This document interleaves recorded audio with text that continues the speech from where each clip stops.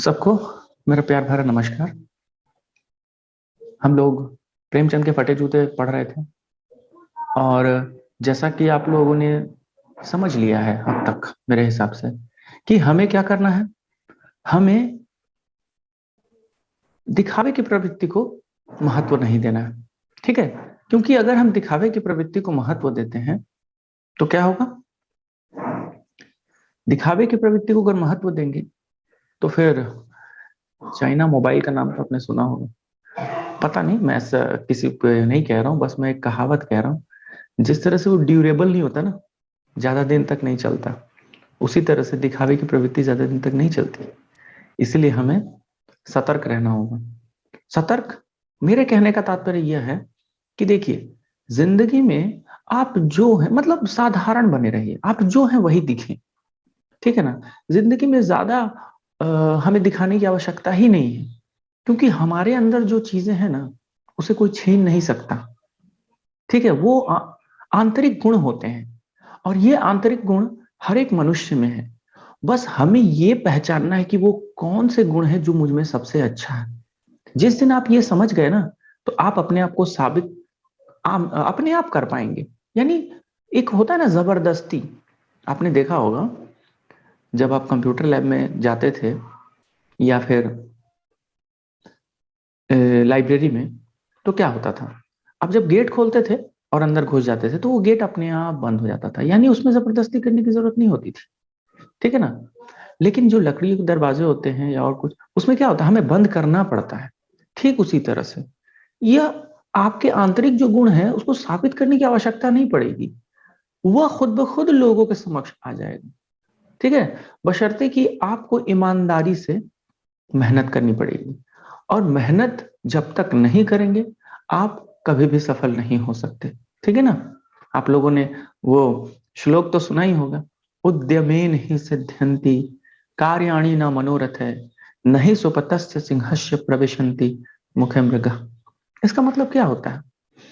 इसका अगर मैं भावार्थ समझाऊं तो इसका मतलब ये उद्देश्य उद्यमेन ही सिद्ध्यंति, उद्देश्य की पूर्ति तभी होती है, कार्याणि न मनोरथ है, जब तक उसको कार्य रूप में न परिवर्तित किया जाए। नहीं प्रविशन्ति मुखे मृगा, ठीक है ना। इसका मतलब क्या है। इसका मतलब यह है उद्यमेन ही सिद्ध्यंति कार्याणि न मनोरथ है, नहीं सुपतस्य सिंहस्य प्रविशन्ति, नहीं सुपतस्य सिंहस्य प्रविशन्ति मुखे मृगा। इसका मतलब है कि जंगल का राजा जिसको कहा जाता है शेर, ऐसा नहीं है कि हिरण का जो शावक होता है यानी उसका बच्चा वो आकर और उसके मुंह के अंदर अपना सर डाल देता है और बोलता मुझे खा जा। बिल्कुल नहीं, उसे भी मेहनत करनी पड़ती है, शिकार करना पड़ता है, तभी जाकर उसकी पेट की अग्नि यानी भूख मिट पाती है। यानी हमें बस, आप अगर ये सोच रहे हैं कि हम बिना कुछ किए तुरंत से फेमस हो जाएंगे तो ये नहीं हो सकता, ठीक है ना। सबसे बड़ी बात है कि हमें क्या करना होगा, ईमानदारी से मेहनत करनी होगी। और देखिए, आपको जो कार्यभार दिया जाता है वो कार्यभार को ईमानदारी पूर्वक उसको क्या करें आप, निर्गत करें, यानी उसको आप निभाएं। जब तक ऐसा नहीं करेंगे ऐसा आप सफल नहीं हो पाएंगे। चाहे वो आपके माता पिता हो, चाहे गुरुजन हो, चाहे आप अपने कहीं पे भी अपने आप को अगर सफल साबित करना चाहते हैं, अपने आप को प्रूव करना चाहते हैं, तो आपको क्या करना होगा, आपको मेहनत करनी ही पड़ेगी। और जितना ज्यादा मेहनत करिएगा, ठीक है ना। और एक बात, मैं इस क्रम में एक बात और बोल दूं, मुझे याद है डीएवी में ही कक्षा 3 में एक कविता है, प्यासा कौआ, सिलेबस में। तो उस प्यासे कौए में आपने सुना है, तो वो जो प्यासा कौआ है उसमें क्या है, अगर आपने देखा होगा तो उस प्यासे कौए में, प्यासा कौआ की जो कविता है उसमें अंतिम की 2 पंक्तियां मुझे ज्यादा प्रभावित करती हैं, इसीलिए मैं आप लोगों से साझा करना चाहता हूं वो विचार। उसमें अंतिम पंक्ति में ये कहती है वो कोयल, या हम कह लें कवि, कि अब सॉरी कौआ, और अंतिम पंक्ति में कवि क्या कहते हैं कि अक्ल और मेहनत के बल पर किसने नहीं सफलता पाई। यानी केवल मेहनत नहीं करना है, दिमाग भी लगाना है कि हम कौन सा कैसे दिमाग लगाएं कि हम जल्दी सफल हो जाएं या सही तरह से सफल हो, बात समझ में आई? तो अक्ल और मेहनत, ये दोनों की बहुत जरूरत है। ऐसा नहीं है गधे की तरह मेहनत किए जा रहे हैं लेकिन कुछ हासिल नहीं हो रहा है, ये भी गलत होगा। और इसके लिए आपको अपने अनुभवी लोगों से बातें करनी पड़ेंगी, अपने गुरुजनों का बात सुनना पड़ेगा, ठीक है ना, और उनको समझना पड़ेगा। आपको जो भी परेशानियां हो, दिक्कतें हो जिंदगी में भी, मैं आपसे कहता हूं जिंदगी के किसी मोड़ पे भी किसी विषय में या किसी तरह की परेशानी होती है ना, तो इंसान किसी न किसी अनुभवी व्यक्ति को खोजता है। वो आपके माता पिता कोई भी हो सकते हैं, आपका बड़ा भाई हो सकता है, और कोई जरूरी नहीं कि हमेशा बड़ा ही हो, कभी कभी छोटे भी हमें सिखाए जाते हैं। तो मैं आप लोगों को तहे दिल से स्वागत करता हूँ, कभी ऐसी परेशानी हो तो जरूर आप मुझसे शेयर करें, हो सकता है उसका निदान निकल जाए। खैर, तो चलिए अब हम लोग सीधे पाठ्यक्रम में आते हैं, पाठ में। तो हमारा क्या पाठ था? प्रेमचंद के फटे जूते, ठीक है ना। तो हम लोग सीधे वहीं पहुंचते हैं। देखिए, ये है आपके समक्ष। तो हम लोग कहां तक पढ़ चुके थे? पृष्ठ संख्या बोलिए। तो टोपी वाला बात हम लोगों ने कर दिया था, जूते की। हाँ, मुझे याद आ गया, ये बिल्कुल इसी पंक्ति में, इसी पृष्ठ संख्या इसमें आई बात समझ? एक सेकंड रुक जाइए।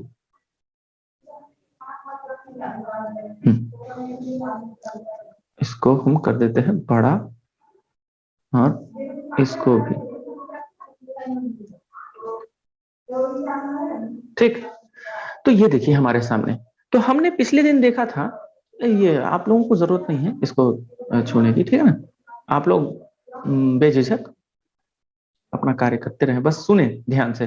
और जब मैं आप लोगों को जरूर मौका दूंगा प्रश्न करने का, ठीक है। तो आप लोग बिल्कुल भी परेशान ना हो, आप लोगों को मौका मिलेगा कहीं से भी प्रश्न करने का, ठीक है।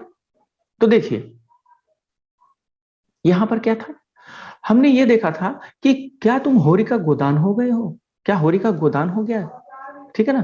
क्या पूस की रात में नील गाय हल्कू का खेत चल गई, या वो मुस्कान है, या सुजान भगत का लड़का मर गया? देखिए मैं आपको ये पंक्ति समझा देता हूं, इससे आप पूरी तरह से समझ जाएंगे कि बाकी ये चीजें क्या है।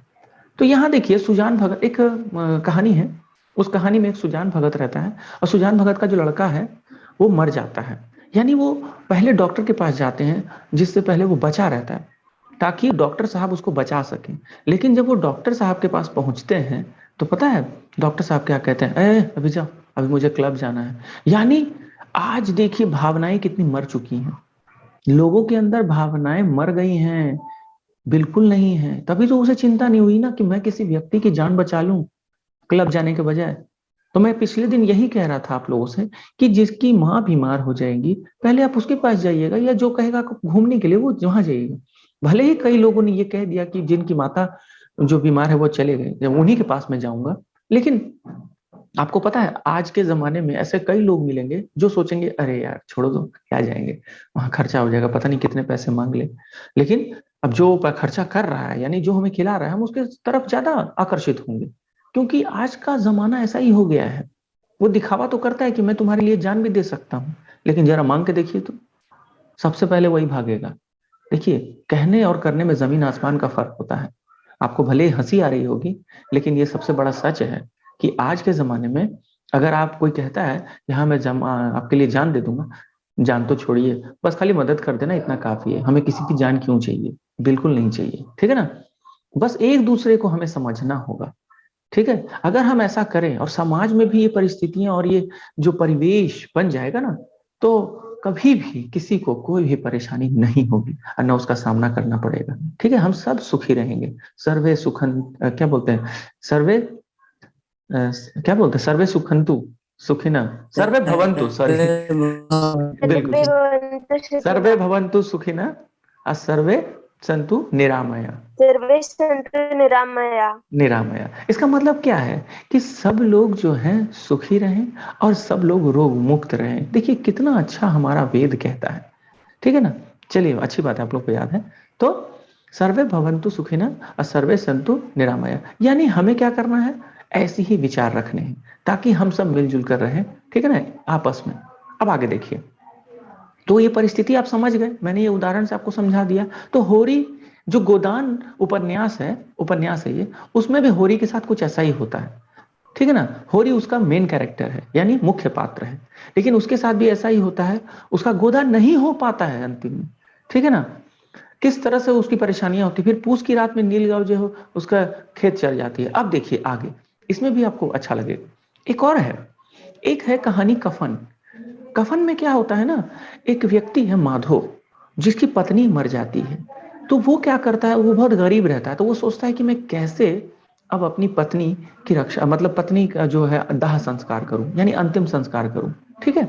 अब वो कफन खरीदने के लिए चंदा इकट्ठा करता है, लेकिन जब वो चंदा इकट्ठा करता है तो वो ये सोचता है कि मैं इस चंदे का करूंगा क्या, कफन में लगा दूंगा, आखिर में तो बर्बादी हो जाएगा, तो क्यों ना मैं इसको शराब पी जाऊं, मैं अपने काम में ले आऊं। वो जाकर शराब पी जाता है। तो देखिए, यानी हमारी भावनाएं मर चुकी हैं, तभी तो वो ऐसा कर रहा है ना, तभी तो वो ऐसा किया। क्या हम अपने परिवार के किसी जन के साथ, भगवान न करे किसी के साथ ऐसा हो, लेकिन ऐसी अगर नौबत आएगी तो क्या छोड़ देंगे? कभी नहीं नो छोड़ेंगे, सर। कभी नहीं छोड़ेंगे। आप क्या जाएंगे शराब पी जाएंगे? यार शराब नहीं पीते हैं, चलिए आपको चॉकलेट पसंद है, आप जाके चॉकलेट खा लेंगे, कोई फर्क नो नहीं सर। पड़ता मुझे। ऐसा बिल्कुल नहीं कर पाएंगे आप। तो ऐसा उसने किया। तो देखिए, यह समाज पर एक व्यंग है, समाज पर एक व्यंग है। पूरे समाज में जैसे ऐसे लोग जो हैं, जो कि ऐसे विचार रखते हैं, उन पर व्यंग है। तो हमें इस बात को समझना पड़ेगा, और हमें ऐसा नहीं बनना है। हमें खुद भी सुधरना है और समाज को भी सुधारना है, उसमें सुधार लाने का प्रयास करना है। ठीक है। तो नहीं, मुझे लगता है माधो औरत के कफन के चंदे की शराब पी गया। तो देखिए, भावनाएं जो मर गई, यानी जो दिखावा करता था कि मैं पत्नी से बहुत प्यार करता हूं, ये करता हूं वो करता हूं, लेकिन जब वक्त आया तो उसने क्या किया, कदम पीछे कर लिया। तो वही मुस्कान है प्रेमचंद की। क्या आप उसी परिवेश, उसी परिस्थिति पर आप मुस्कुरा रहे हैं? देखिए, समाज पर ये व्यंग भरी मुस्कान वो प्रकट कर रहे हैं समाज के प्रति। अब तो सबको समझ में आया ना, अब ये चीजें समझ में आई, ये वाली चीजें, यानी इसमें इमोशंस जो है मर गए हैं, किस तरह से उसको दिखाया गया, सबको समझ में आ रहा है? Yes sir. ठीक। तो चलिए आगे बढ़ते हैं। अब देखिए, अचानक से उनका फिर से ध्यान जूते पे जाता है। मैं तुम्हारा जूता फिर देखता हूं, अचानक से फिर से नजर मेरी जाती है। कैसे फट गया ये मेरी जनता के लेखक? अब जनता के लेखक क्यों कहे? क्योंकि वो जनता के लिए लड़ते थे, जनता के लिए लिखते थे। ठीक है ना। समाज में सुधार लाना चाहते थे, परिवर्तन लाना चाहते थे, सकारात्मक परिवर्तन लाना चाहते थे। क्या बहुत चक्कर काटते रहे? अब यहाँ चक्कर काटने का मतलब यह है कि उन्होंने काफी सुधार लाने का प्रयास किया। ठीक है ना। जिस तरह से हमारे जो सरकारी दफ्तर हैं, वहां पे आप जितना भी दौड़ लें, लेकिन किस तरह से चप्पल घिस जाते हैं दौड़ दौड़ के वो कार्य करवाने में, ठीक उसी प्रकार यहाँ पे मुंशी प्रेमचंद भी काफी थक गए। उन्होंने काफी ज्यादा समाज को बदलने में अपने आप को खपा दिया। क्या बनिए के तगादे से बचने के लिए मील दो मील का चक्कर लगाकर घर लौटते लौटते रहे? अब देखिए, बनिया कौन होता है? जिससे हम राशन लेते हैं। तो क्या राशन जिससे लिए थे वहां पर बाकी ज्यादा हो गया था क्या? देखिए, ये हमारे सब इतने बड़े लेखक हैं, और साहित्य में इनको बहुत बड़ा दर्जा दिया गया है हिंदी साहित्य क्षेत्र में। ठीक है ना। देखिए, आप सोचिए, आप प्रेमचंद के बारे में जरा पढ़िएगा, जानिएगा कि वो क्या थे। आपको मालूम है, मैं एक छोटी सी घटना आपके सामने रखना चाहता हूँ। देखिए, क्यों इनको जरूर एक भारत रत्न मिलना चाहिए था, नोबेल पुरस्कार मिलना चाहिए था, क्योंकि इन्होंने भारत के लिए सच में बहुत किया, भले ही कलम के बल पे किया, लेकिन बहुत कुछ किया था। तो इन्होंने क्या किया था मालूम है? जब जवाहरलाल नेहरू भाषण दे रहे थे, तो भाषण देते वक्त उन्होंने ये कहा कि हमारे भारत में साहित्य की कमी है, वो अच्छी साहित्य की रचनाएं नहीं होती हैं, वो होनी चाहिए। ठीक है। तब प्रेमचंद वहीं पे बैठे थे, और वो उठ के गए और सीधे नेहरू जी के कॉलर को पकड़ लिया। उन्होंने कॉलर पकड़ लिया सीधे सबके सामने और कहा, आपने कितनों को पढ़ा है, आप कितनों को जानते हैं? ठीक है। आपसे ये छिपा हुआ नहीं है कि वो किस तरह से अंग्रेजों की जी हुजूरी करते थे, नेहरू। ठीक है ना। आज हमारा देश बहुत पिछड़ गया है, और आज भी ऐसे लोग, ऐसे विचार रखने वाले लोगों की कमी नहीं है, जो कि केवल आप देखिए ना क्या हो रहा है।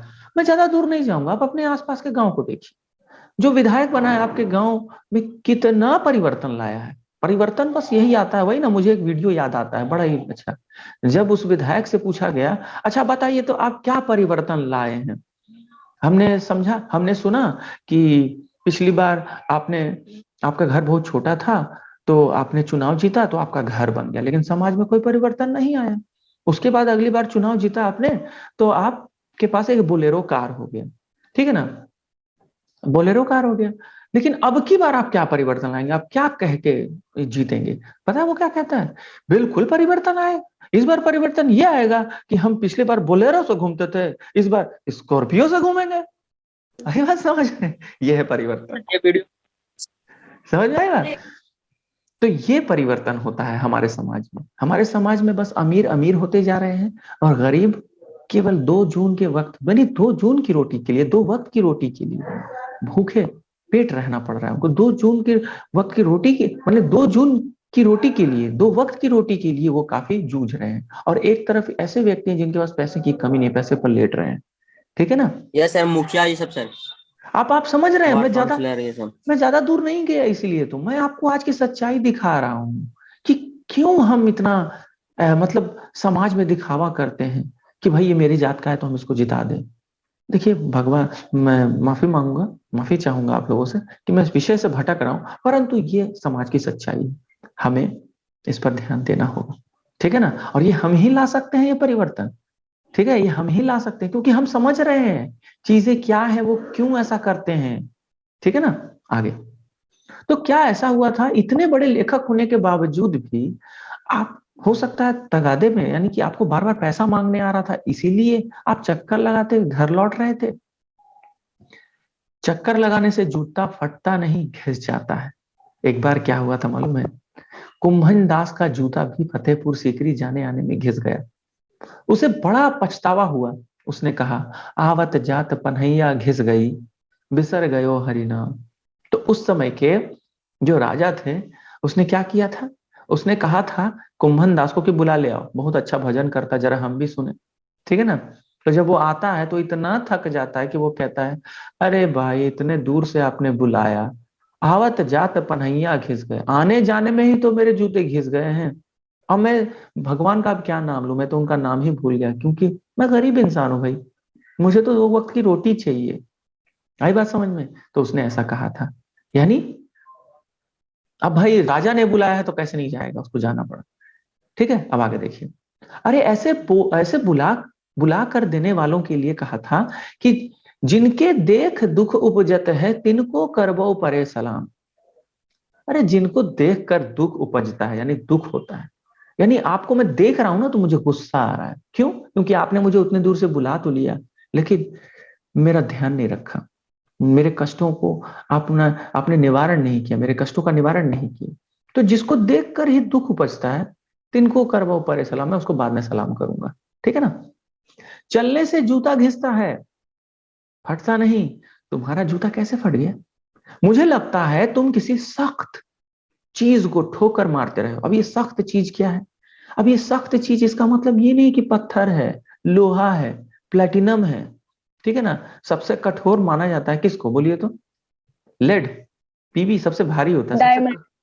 सबसे कठोर डायमंड होता है। चलिए ठीक है, तो वैसे पत्थर को हम ठोकर मार रहे हैं, ये जरूरी नहीं है। नहीं, यहाँ कठोर का मतलब है समाज में व्याप्त कुप्रथाएं, कुरीतियां, भ्रष्टाचार।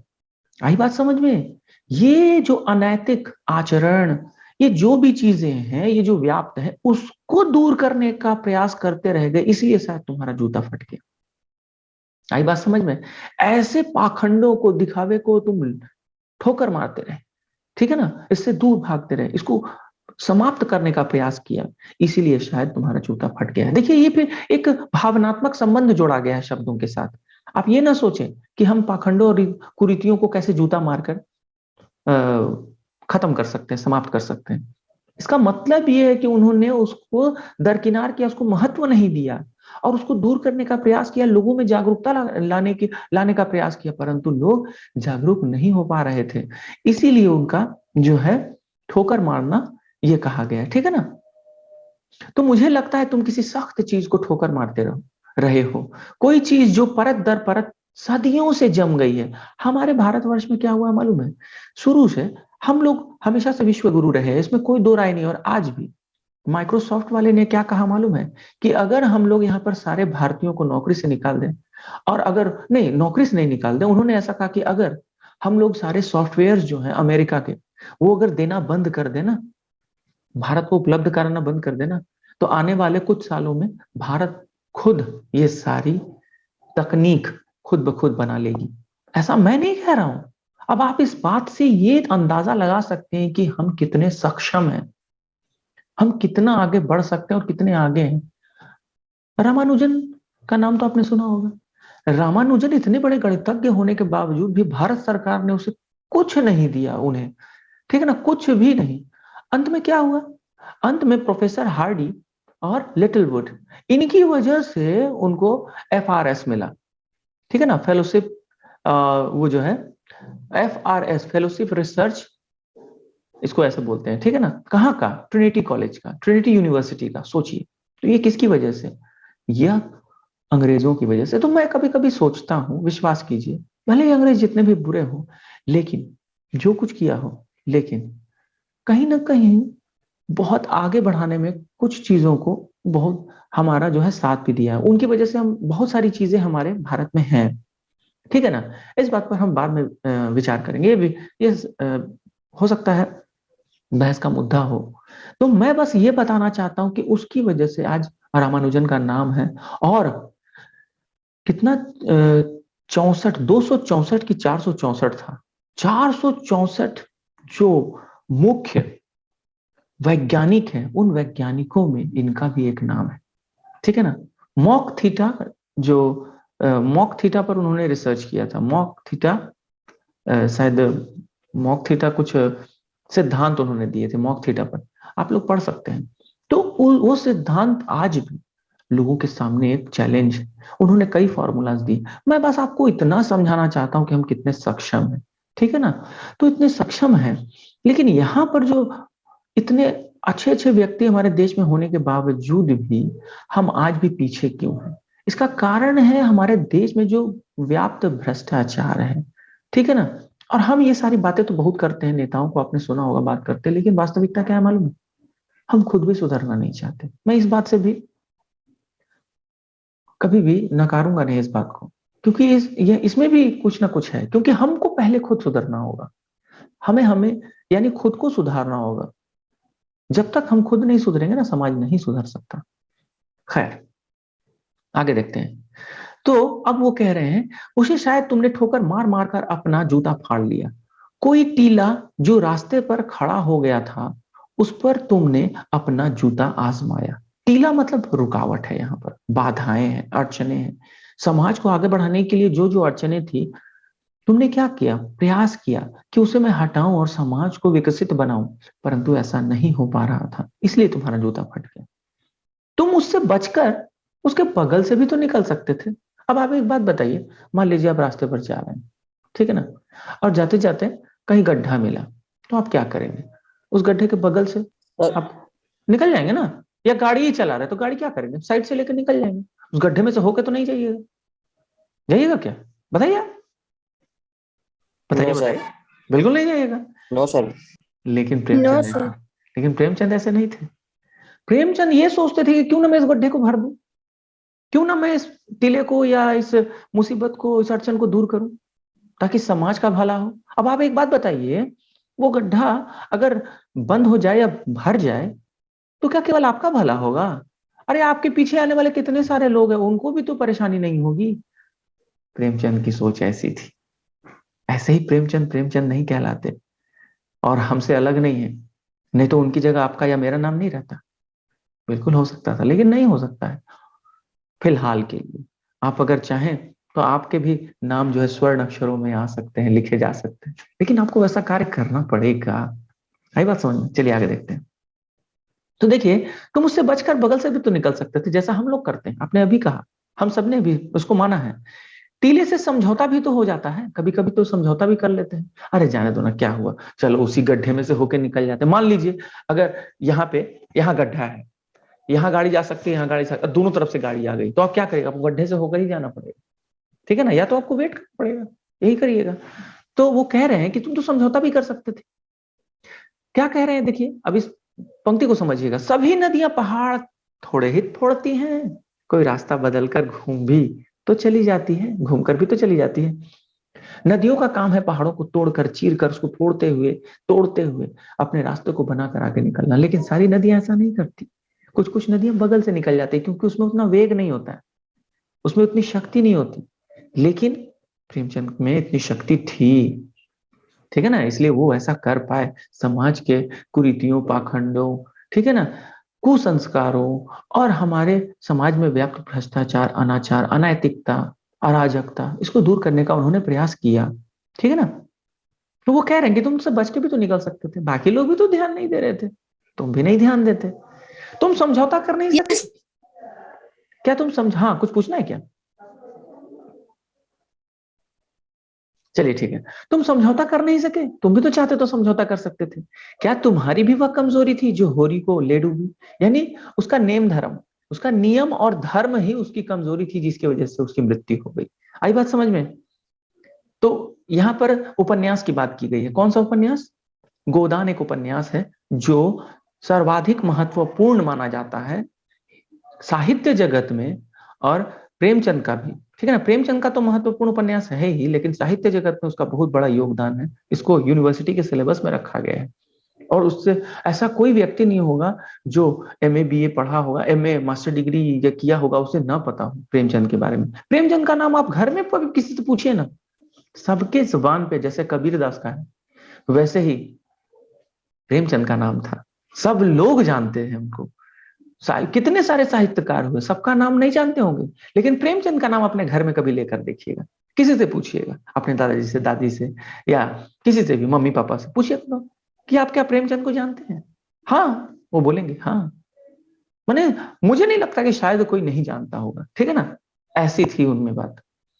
तो नेम धर्म उनकी, उसकी भी एक जंजीर थी, जंजीर माने उसे जकड़ के रखा गया था उसके नियम धर्म ने, इसलिए वो मृत्यु को प्राप्त हुआ। मगर तुम जिस तरह मुस्कुरा रहे हो ना, किसको कह रहे हैं? हरिशंकर परशाई जो है वो प्रेमचंद को कह रहे हैं कि तुम जिस तरह से मुस्कुरा रहे हो ना, उससे लगता है कि शायद नेम धर्म तुम्हारा बंधन नहीं था। लेकिन प्रेमचंद ऐसे नहीं थे, नियम और धर्म उनका बंधन कभी नहीं रहा, तुम्हारी मुक्ति थी। तुमने इस नियम धर्म में रहकर समाज में परिवर्तन, सकारात्मक परिवर्तन लाने का प्रयास किया, और इसी की वजह से तुम्हें मुक्ति मिली। यानी आज भी तुम समाज में व्याप्त हो, लोगों के जहन में, लोगों के दिलों में जगह बना ली है, ठीक है ना। आज नहीं है वो, फिर भी तुम्हारी यह पांव की उंगली मुझे संकेत करती सी लगती। सब लोग उंगली से संकेत करते हैं ना, लेकिन यहां पर उनकी पांव की उंगली से संकेत करते हैं, यानी नीचा दिखा रहे हैं। किसको? मुझे। किसे? जिसे तुम घृणित समझते हो, यानी ऐसे लोग जो भ्रष्टाचार, अनाचार, अत्याचार, ठीक है ना, अनैतिकता का साथ देते हैं, दिखावे की प्रवृत्ति को महत्व देते हैं, उसकी तरफ हाथ की नहीं पांव की उंगली से इशारा करते हो। हाथ की उंगली नहीं माने उसे नीचा दिखाने के लिए। देखिए, व्यंग है कि हम अक्सर लोगों को उंगली, अपने हाथ की उंगली दिखाते हैं, लेकिन वो पैर की उंगली दिखाते हैं, ठीक है ना, ऐसा लग रहा है। देखिए, वास्तव में ऐसा नहीं करते थे प्रेमचंद। यहाँ लेखक की कल्पना है कि शायद ऐसा तुम कर रहे हो। एक फटा हुआ जूता क्या पहन लिए थे वो, और लेखक ने इतना कुछ लिख डाला उनके बारे में। तुम्हारी यह पांव की उंगली मुझे संकेत करती सी लगती है, जिसे तुम घृणित समझते हो ना, उसकी तरफ हाथ की नहीं पांव की उंगली शायद से उसे इशारा करते हो। तुम क्या उसकी तरफ इशारा कर रहे हो जिसे ठोकर मारते मारते तुमने जूता फाड़ लिया? क्या उसी की ओर इशारा कर रहे हो? यानी उस पाखंडियों की ओर, उस दिखावे करने वाले व्यक्तियों की ओर, उस पाखंड पर, दिखावे की प्रवृत्ति वाले व्यक्तियों पर, लोगों पर, समाज पर। इसकी वजह से तुम्हारा जूता फट गया है। मैं समझता हूं, तुम्हारी उंगली का इशारा भी समझता हूं, और मैं समझ रहा हूं, तुम्हारी उंगली का इशारा भी समझता हूं, यह व्यंग मुस्कान भी समझता हूं कि किस तरह से तुम व्यंग भरी मुस्कान को ला रहे हो। ठीक है, अब आगे देखते हैं। देखिए, तुम मुझ पर या हम सभी पर हंस रहे हो, यानी ऐसे लोगों पर जो लोग पाखंडी होते हैं, पाखंड को महत्व देते हैं, दिखावे की प्रवृत्ति को महत्व देते हैं, ठीक है ना, खास करके ऐसे लोगों पर, उन पर जो उंगली छिपाए और तलुए घिसाए चले जा रहे हैं। अब देखिए, उंगली का छिपाना, आप एक बात बताइए, मैं अगर आपको कहूं एक सामान्य बात कि अगर जूता का एकदम नीचे पूरा सा फटा हो और ऊपर एकदम बढ़िया हो, तो क्या आप पहन पाएंगे जूता? या आप पहनेंगे? बताइए। No sir. No sir. Okay, लेकिन देखिएगा, जूता का थोड़ा बहुत हिस्सा फट भी गया हो तो हम लोग काम चलाने के लिए पहन लेते हैं, ठीक है ना। कहने का तात्पर्य यह है कि हमारा जो आधार है, ठीक है ना, आधार यानी बेस, वो जरूरी है। यानी पेड़ की जड़ें जिस तरह से महत्वपूर्ण होती है, ठीक उसी प्रकार हमारा जो वास्तविकता है वो महत्वपूर्ण होता है। हम जो है वही है। हम दिखावा क्यों करें कि हम बहुत अच्छे हैं? अरे मैं बुरा हूं तो हूं ना, क्या परेशानी है? अगर मैं बुरा हूं तो मैं अच्छा बनने का प्रयास करूंगा ना, लेकिन मैं जो हूं वही दिखूंगा। आई बात समझ में? तो यहां देखिए, तुम मुझ पर या हम सभी पर हंस रहे हो, उन पर जो उंगलियां छिपाए और तलवे घिसाए चल रहे हैं, उन पर जो टीले को बरका कर बाजू से निकल रहे हैं। बरका कर मतलब कुछ लोगों ने हो सकता है प्रयास किया होगा। बरकाना मतलब होता है ये मोमबत्ती के लिए आया है या घी के लिए आया है। घी को जब आप आग में देंगे ना तो बरक जाएगा। बरक जाएगा मतलब क्या होता है? पिघल जाएगा। ठीक है ना। तो तुमने हो सकता है कुछ लोगों ने वैसा किया और उससे बच के निकल गए हो जब उनसे ना हुआ हो तो। ठीक है ना। तो तुम कह रहे हो मैंने तो ठोकर मार मार कर जूता फाड़ लिया, और तुम्हारा ये कहना है कि तुमने मार मार कर जूता अपना फाड़ लिया है। अंगुली बाहर निकल आई पर पांव बच रहा। यानी भले ही मैं ऊपर से गरीब हूं, लेकिन मेरा जो सिद्धांत है, मैं कुछ भी हो जाए, मैंने कभी भ्रष्टाचार नहीं किया, ठीक है ना, अनैतिकता नहीं की, पाखंड का साथ नहीं दिया, कुरीतियों का साथ नहीं दिया। ठीक है ना। मैं क्या किया? अपने सिद्धांतों पर अडिग रहा। इसी को कहा गया है कि तुम क्या हो, ठोकर मार मार कर जूता तो फाड़ लिए, यानी कुरीतियों को तो बर्बाद कर दिया, खत्म कर दिया, नष्ट कर दिया, लेकिन अंगुली बाहर निकल आई है। ठीक है ना। उसमें मतलब तुमने इतना कष्ट झेला जिसकी वजह से आज तुम्हारी ये परेशानी और तुम्हारी ये स्थिति है। पर पांव बचा रहा, अर्थात तुम्हारी इज्जत आज भी है। और मैं चलता रहा, और मैं चल रहा हूं आज भी वैसे। तो मेरी इज्जत उतनी नहीं है जितनी आपकी है, ये लेखक कह रहे हैं। लेकिन लेखक केवल अपने लिए नहीं कह रहे हैं, ये समाज के लिए भी कह रहे हैं। मगर तुम अंगुली को ढांकने की चिंता में तलवे का नाश कर रहे हो, लेकिन हम लोग क्या कर रहे हैं? तलवे का जो है नाश करते हैं, यानी अपनी इज्जत मिटा देते हैं दिखावा करने में। ठीक है ना। तुम चलोगे कैसे? लेकिन तुम कैसे चलोगे बताओ? मैं समझता हूं, मैं तुम्हारे फटे जूते की बात समझता हूँ, अंगुली का इशारा समझता हूँ, तुम्हारी व्यंग मुस्कान समझता हूँ कि तुम किस पर हंस रहे हो। शायद ऐसे लोगों पर हंस रहे हो जो पाखंड, कुरीतियों, दिखावे की प्रवृत्ति करने वाले लोगों का साथ देते हैं। ठीक है ना। जो अपनी इज्जत का ख्याल नहीं रखते, जो केवल दिखावे की प्रवृत्ति को ज्यादा महत्व देते हैं। परंतु तुम्हारा जो है तलवा भले ही नहीं घिसता है, उंगली दिखती है, अर्थात तुम हमेशा से इज्जतदार बने थे, बने रहोगे, और समाज में तुम्हारी यही प्रतिष्ठा कायम रहेगी। सबको समझ में आया? सबको समझ में आया? किसी का कोई Yes, प्रश्न? किसी का कोई प्रश्न है तो आप पूछ सकते हैं। No sir. किसी का भी, कोई कहीं से भी, तो आप बिल्कुल पूछिए। है कोई प्रश्न? कुछ समझने में परेशानी हुई क्या? किसी को कोई नो समझ? सर। सबको समझ में आ गया ना? लिख पाइएगा। Yes yes sir. Sir. Yes sir. Yes sir. चलिए चलिए, वेरी गुड। चलिए फिर ठीक है, आज के लिए इतना ही रखते हैं। कितना समय है? अभी है समय, तो आप चाहें तो कुछ पूछ सकते हैं, अन्यथा मैं यहीं पे समाप्त करता हूं फिर। तो आज के लिए इसमें ही इतना ही हम रखते हैं। अगले दिन हम एक नए पाठ की शुरुआत करेंगे। ठीक है ना। धन्यवाद। सर नरुसा